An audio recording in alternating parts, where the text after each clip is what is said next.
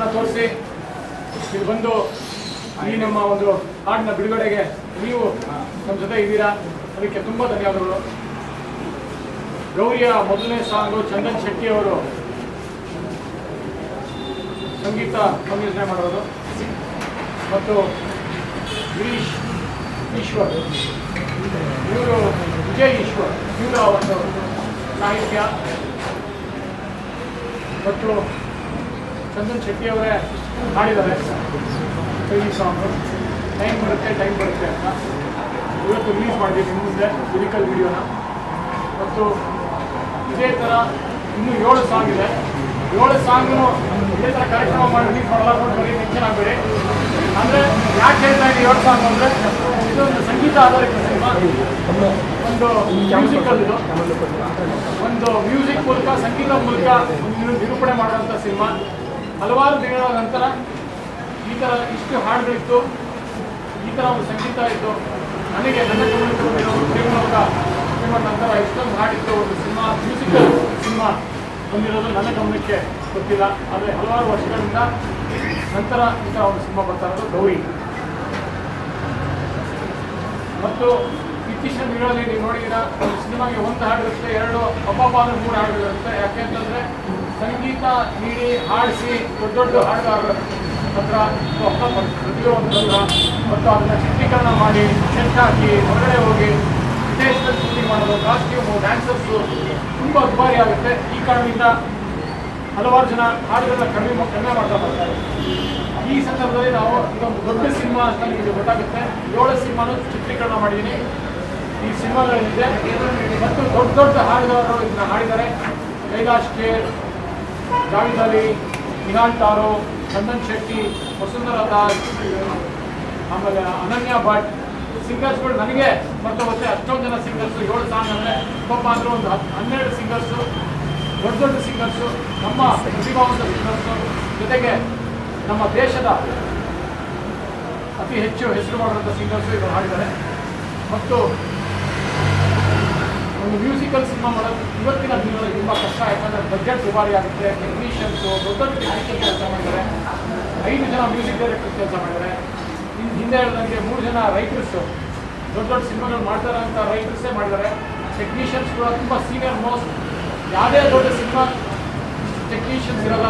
Technicians ಮತ್ತು ತಾರಾಗಣದಲ್ಲಿ ಮಾನಸಿ ಸುಧೀರ್ ಇದ್ದಾರೆ, ಸಂಪರ್ಕ್ ಮೈತ್ರಿ ಇದ್ದಾರೆ, ಸಿ.ಕೈ ಚಂದ್ರು ಇದ್ದಾರೆ, ಮುಖ್ಯಮಂತ್ರಿ ಚಂದ್ರು ಇದ್ದಾರೆ, ವಸುಂಧರಾ ದಾಸ್ ಇದ್ದಾರೆ, ಅಕುಲ್ ಬಾಲಾಜ್ ಇದ್ದಾರೆ, ಪ್ರಿಯಾಂಕಾ ಉಪೇಂದ್ರ ಇದ್ದಾರೆ, ಸಂಜನಾ ಆನಂದ್ ಇದ್ದಾರೆ, ನಮ್ಮ ಯೂಸ್ವಾದ ಯೋಗಿ ಇದ್ದಾರೆ.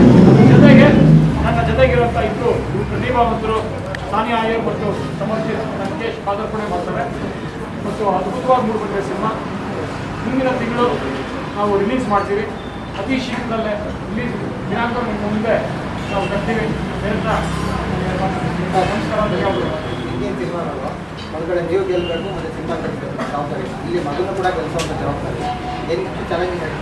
ಇಲ್ಲ, ಪ್ರತಿ ಸಿನಿಮಾನೂ ಅಷ್ಟೇ ನಾನು ಹೊಸ ಪ್ರತಿಭಾವಂತ ಜೊತೆ ಮಾಡೋದು.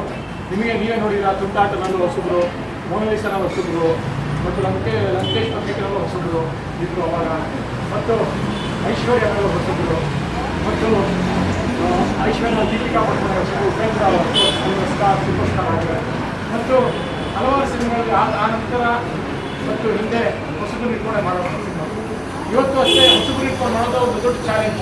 ಯಾಕಂದರೆ ನಾನು ಯಾವತ್ತೂ ಮಾರ್ಕೆಟ್ ಇಟ್ಕೊಂಡು ನಾನು ಸಿನಿಮಾ ಮಾಡಲ್ಲ, ಪ್ರತಿಭೆ ಇಟ್ಕೊಂಡು ಸಿನಿಮಾ ಮಾಡ್ತೀನಿ, ಹೊಸಬ್ರಿಗೂ ವೇದಿಕೆ ಮಾಡ್ಕೊಟ್ಟಿದ್ದೀನಿ. ಮತ್ತು ನನ್ನ ಮಗ ಅಂತ ಹೊರತುಪಡಿಸಿ ಇನ್ನೂ ಟೆನ್ಷನ್ ಆಗುತ್ತೆ ಅದಕ್ಕೆ. ಯಾಕಂದರೆ ಮುಂಚೆ ನಾನು ಹೊಸಬ್ರು ಪ್ರತಿಭಾವಂತರಿದ್ದು ಇಟ್ಕೊಂಡು ಮಾಡಿದ್ದೀನಿ. ಸಾನಿಯಾ ಅಯ್ಯರ್ ಇದ್ದಾರೆ, ಅವ್ರು ಆಡಿಷನ್ ಮಾಡಿಲ್ಲ. ಪ್ರತಿಭೆ ಇದೆ, ನೋಡಿದ್ರೆ ನನಗೆ ಆ ಪಾತ್ರಕ್ಕೆ ಸೂಕ್ತ ಆಗ್ತಾರೆ ಅಂತ ಅಷ್ಟು ಇಮಿಡಿಯೇಟ್ ಆಗ್ತದೆ. ಅವ್ರು ನ್ಯಾಯ ಒದಗಿಸ್ತಾರೆ, ಅದ್ಭುತವಾಗಿ ನ್ಯಾಯ ಒದಗಿಸ್ತಾರೆ. ಅದೇ ಥರ ಸಮರ್ಜಿತ್ತು ಅಷ್ಟೇ ತುಂಬ ಒಂದು ತರಬೇತಿ ಪಡೆದು ತುಂಬ ಶ್ರಮಪಟ್ಟಿದ್ದಾರೆ. ಮತ್ತು ಹೊಸಬರು ಯಾವ ಥರ ಬರಬೇಕು ಅಂತಂದರೆ ನನ್ನ ಮಗ ಅಂತ ಹೇಳ್ತಾ ಇಲ್ಲ, ಒಂದು ಡ್ಯಾನ್ಸ್ ಕಲಿಬೇಕು, ಫೈಟ್ ಕಲಿಬೇಕು, ಆ್ಯಕ್ಟಿಂಗ್ ಕಲಿಬೇಕು, ಅದನ್ನೆಲ್ಲ ಕಲಿತು ಫುಲ್ ಪ್ರಿಪೇರ್ ಆಗಿಬಿಡ್ಬೇಕು. ಇವತ್ತಿನ ಇತ್ತೀಚಿನ ದಿನಗಳಲ್ಲಿ ಹಲವಾರು ಯುವಕರು ನಾವು ಮಾಡ್ತಾ ಬಂದಿದ್ದಾರೆ. ಅದರಲ್ಲಿ ಸಮರ್ಜಿತ್ತು ಒಬ್ಬ. ಯಾಕೆಂತಂದರೆ ಅವನು ಅಷ್ಟೇ ಡ್ಯಾನ್ಸು, ಫೈಟು ಎಲ್ಲ ದೊಡ್ಡ ಟೆಕ್ನಿಷಿಯನ್ ಮುರಳಿ ಮಾಸ್ಟರು ಮತ್ತು ನಟನೆ ಪ್ರಶಾಂತ್ ಸಿಟಿ ಮತ್ತು ವಿನ್ಯಾಸ ಕಲ್ತ್ಕೊಂಡವರು, ನ್ಯೂಯಾರ್ಕ್ ಅಕಾಡೆಮಿ ಫಿಲ್ಮ್ ಅಕಾಡೆಮಿ ಕಲ್ತ್ಕೊಂಡವರು 3 ವರ್ಷ ಅದರಲ್ಲೇ ಅವರು ಡಿಗ್ರಿ ಪಡೆದಿದ್ದಾರೆ ಆ್ಯಕ್ಟಿಂಗಲ್ಲಿ. ಕೈಯಾಗಿ ತೊಗೊಂಡ್ಬಿಟ್ಟಿದ್ದಾನೆ. ಯಾಕಂದರೆ ಹೊಸಬ್ರು ಟೆನ್ಷನ್ನು ಮಗ ಅಂತ ಟೆನ್ಷನ್ ಆಗಿಲ್ಲ. ಕತೆಗೆ ತುಂಬ ನ್ಯಾಯ ಒದಗಿಸಿದ್ದಾರೆ ಇಬ್ಬರು, ಹೊರಗಡೆ ಮತ್ತು ಎಡಗಡೆ ಇರೋರು. ಇದಕ್ಕೆ ಕತೆಗೆ ನ್ಯಾಯ ಒದಗಿಸಿದ್ರೆ ತುಂಬ ಖುಷಿ ಇದೆ. ಹಿಂದಿನ ಕಾರ್ಡ್ಗಳೆಲ್ಲ ಮಗನಿಗೆ ರಿಮ್ಯುನರೇಷನ್ ಎಲ್ಲ ಜೀವನ ಕೊಟ್ಟಿದ್ದೀನಿ.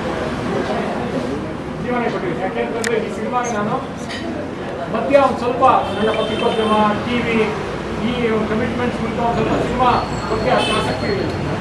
ಸ್ವಲ್ಪ ನನಗೆ ಒಂದು ಗೊತ್ತಿದ್ದನೋ ಏನೋ ಸ್ವಲ್ಪ ಜವಾಬ್ದಾರಿ ಕಡಿಮೆ ಆಗಿದೆ ಸಿನಿಮಾ ಚಿತ್ರರಂಗದ ಕಡೆ. ಆದರೆ ಈ ಥರ ಯುವಕರು ಇವ್ರ ಆ್ಯಕ್ಟಿಂಗ್ ನೋಡಿ, ಇವ್ರ ಕಮಿಟ್ಮೆಂಟ್ ನೋಡಿ ನನಗೂ ಒಂಥರ ಹುಮ್ಮಸ್ಸು ಹೆಚ್ಚಾಗಿದೆ.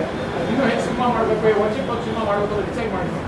ಮತ್ತು ಈ ಹಿಂದೆ ನಾನು 20 ವರ್ಷ, 24 ವರ್ಷ, 25 ವರ್ಷ ಆಗ್ಬೋದು, 25 ವರ್ಷ ಸಿನಿಮಾ ಇಂಡಸ್ಟ್ರಿಗೆ ಬಂದು ಮಾಡೋದು 11 ಸಿನಿಮಾ. ಅಲ್ಲಿ ಮುಂದೆ ವರ್ಷಕ್ಕೊಂದು ಸಿನಿಮಾ ಮಾಡ್ತೀನಿ, ಮತ್ತೆ ಭೇಟಿ ಮಾಡ್ತಾ ಇರ್ತೀವಿ. ಮತ್ತು ಟೆಕ್ನಾಲಜಿನೂ ಚೇಂಜ್ ಆಗ್ತಾ ಇರುತ್ತೆ, ಅಪ್ಡೇಟ್ ಆಗ್ತಾ ಇರಬೇಕು. ಈಗ ಒಂದು ಅಪ್ಡೇಟ್ ಮಾಡ್ತಾ ಇದ್ದಾರೆ, ಅವ್ರು ನೋಡಿ ಸ್ಫೂರ್ತಿ ಪಡಿತಾ ಇದ್ದಾರೆ. ಇನ್ನೂ ಹುಮ್ಮಸ್ ಜಾಸ್ತಿ ಆಗ್ತಾ ಇದೆ, ಇನ್ನೂ ಒಳ್ಳೆ ಸಿನಿಮಾ ಮಾಡಬೇಕು ಅಂತ ಆಸಕ್ತಿ ಕಲಿಸ್ಕೊಡ್ತೀವಿ. ಸೊ ಆ ರೀತಿಯಲ್ಲಿ ಒಳ್ಳೆ ಕೆಲಸ ಮಾಡಿದ್ದೀನಿ ಅಂತ ನನ್ನ ಬೆಸ್ಟ್ ವರ್ಕ್ ಅನ್ಕೊಂಡಿದ್ದೀನಿ. ಯಾಕಂದ್ರೆ ನಾನು 11 ಸಿನಿಮಾಲ್ಲಿ 12 cinema this is my best film ಅಂತ ಹೇಳ್ತಾರೆ.